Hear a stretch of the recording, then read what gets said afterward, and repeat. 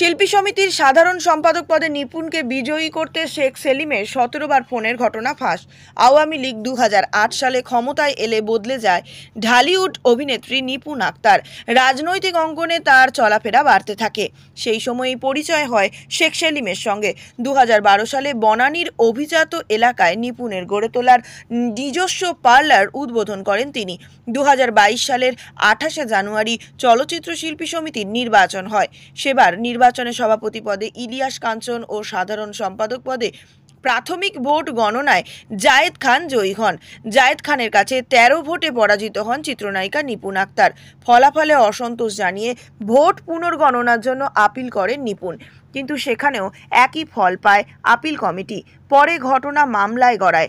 আদালত থেকে রায় নিয়ে শিল্পী সমিতির চেয়ারে বসেন নিপুণ।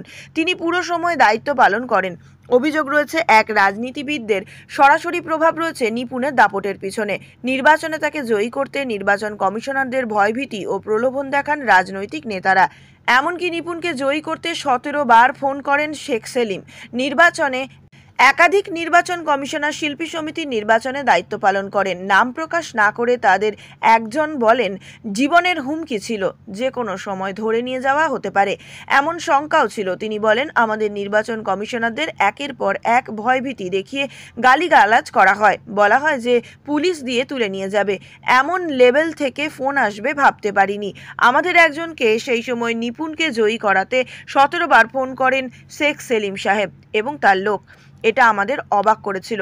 প্রধান নির্বাচন কমিশনারের দায়িত্ব পালন করা পীরজাদা হারুন বলেন, 2022 সালের নির্বাচনে তার উপর চাপ প্রয়োগ করা হয়, যা তাকে মানসিকভাবে এখনো আতঙ্কিত করে। নির্বাচনে নিপুণকে জয়ী দেখাতে অনেক ওপর থেকে এক ক্ষমতাবান রাজনীতিবিদ একের পর এক ফোন করতে থাকেন।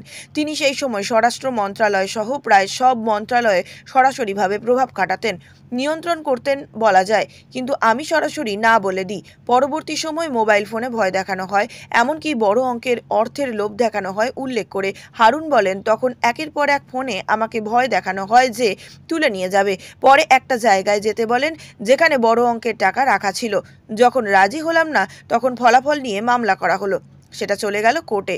তখন নানানভাবে হয়রানি করা হয়েছে, আমাকে বানিয়ে দেওয়া হলো অন্য একটি রাজনৈতিক দলের সদস্য। নানান কাণ্ডে আমাকে ছোট করা হলো, এফডিসিতে নিষিদ্ধ করা হলো। প্রিয় দর্শক, চিত্রনায়িকা নিপুণকে আপনার ব্যক্তিগতভাবে কেমন লাগে তা জানিয়ে কমেন্ট করুন আপনার মূল্যবান মন্তব্য।